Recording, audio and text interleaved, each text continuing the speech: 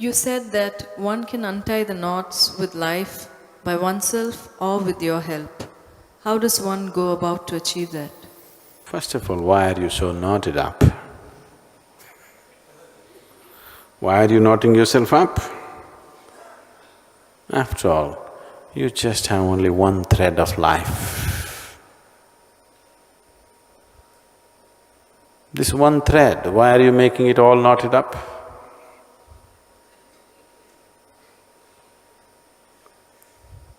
See,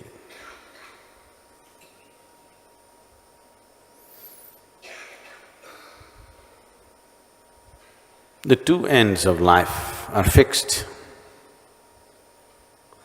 If you see this life as a thread, the two ends of it are fixed, birth and death. Tell me, how do you knot up a thread which is fixed at two ends? You must be a real veteran, some kind of a specialist in knotting. If the ends of the thread are not fixed, then you can knot it up. If the two ends of the thread are fixed, how do you knot it up?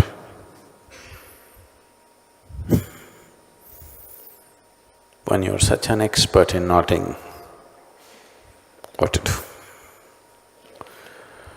It's very, very hard to knot it up when both the ends of the thread are fixed. Is it fixed? Is it fixed or no? In birth and in death, it's fixed, isn't it? So how do you knot this?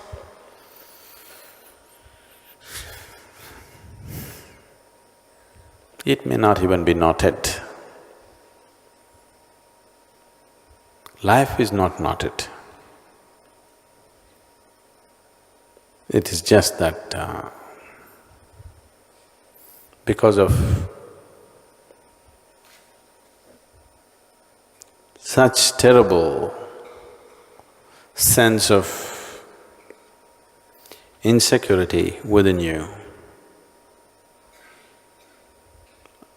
a terrible volume of calculation has risen in your mind. Because of these calculations, it looks all knotted up. No, but what about my karma? Karma is also the same nonsense.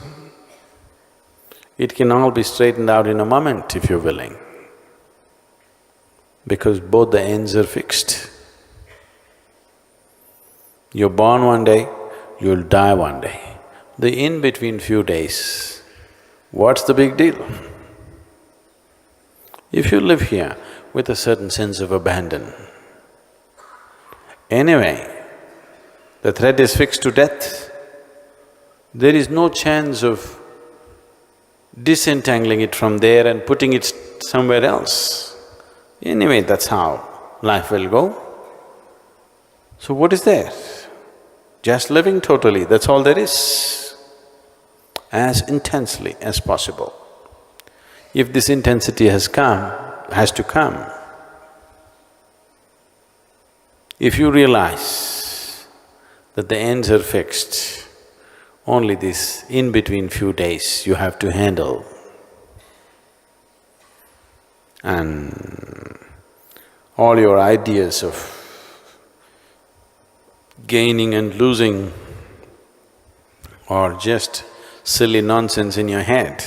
If you understand this, you will ease, you will just ease off.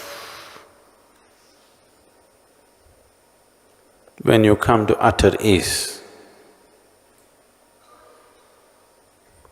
people have always understood ease as lethargy. Now, only one who is at ease is capable of intense activity, because rest is the basis of activity. One who is constantly resting within himself is capable of endless activity. One who rests at certain times and acts at certain other times is always getting tired of activity. So I'm talking about ease, not as lethargy. I'm talking about ease as life is. Life is at ease. Only the mind is at some tension. The tension has come because mind is disaligned with life. You're trying to build your own creation and hold it up, which doesn't exist. You're unwilling to live in the Creator's creation. You're making up your own creation and trying to hold it up all the time. Oh, that is true torture. Trying to create all kinds of fake things and constantly hold it up. I think we should give you an exercise. I don't want to dent the vessels in the kitchen, otherwise I would have asked them to get the tumblers or vessels.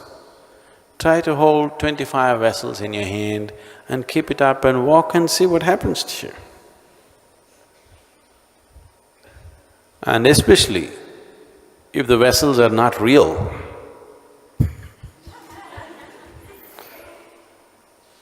you have to create it and hold it up, not let it fall. When it falls and shatters, you have to cry, you have to suffer. When you have to keep the whole drama up from nothing, that's stress. That's real stress. And that's what you're doing. The knots are made up, unknotting is also made up. When we say meditate, we told you, shut all that nonsense and simply sit. Stop the act for some time at least. Even there you want to unknot it in your meditation and you want me also in partnership doing that silly act.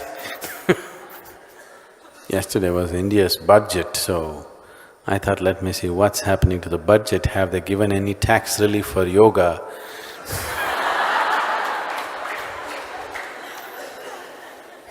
So I turn on the television, want to see what's happening to the Indian budget, and when I turned it on, there was an advertisement.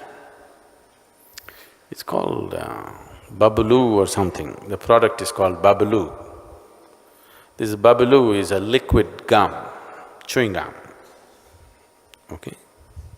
Like chewing gum, you chew for your teeth to be clean and to smell good, whatever. It's in liquid form. It's called Babaloo and you can blow it into big bubbles. So this Babaloo ad is an animation and this cartoon character comes and instead of squeezing the liquid into the mouth, squeezes onto the mirror, and it just drops off the mirror, again squeezes on the mirror. Looking at the mirror, he squeezes into his mouth in the mirror and it just falls off. Then he realizes, he gets it and puts it inside and then big bubbles come out and whatever. That's the ad. I was just thinking, the whole world is just this. If you try to feed the image in the mirror, if you try to, talk to the image in the mirror, if you try to do whatever with that image in the mirror, it's just such a waste of time. And especially if it's a distorted mirror. It's one big nonsense. That's all that's happening right now. Whatever is happening in the image of your in the mirror of your mind, all kinds of images you generate and you play with it endlessly. Because somewhere you never got interested in the Creator's creation. Somewhere you are so horribly egoistic that you believe that you will create one day something bigger than the creation, something more interesting than the creation. And that's your pain, that's your loss, That's your knot. If you don't suffer, life will not be good. You must suffer. One who manages to ignore a creation of this magnitude and magnificence, if he doesn't suffer, what is the point of life? They must suffer. Your suffering is not happening because of anything. You're not happening because of anything, just because you're too involved with your own creation. You have no eyes for the Creator's creation, there is no other reason. And don't you ask for my partnership in the business. I'm not a game for that. That's your nonsensical business. My business is something else. My business is with the Creator's creation. For me, this is good enough. This is not just good enough, it's too good. I'm not busy making up my own creation. I think it's silly generating anything in this head, so I don't do anything. My brains can be sold because they're unused. They're not working overtime and worn out, they're just unused. I just use it very sparsely, just when it's needed, that's all. Fresh.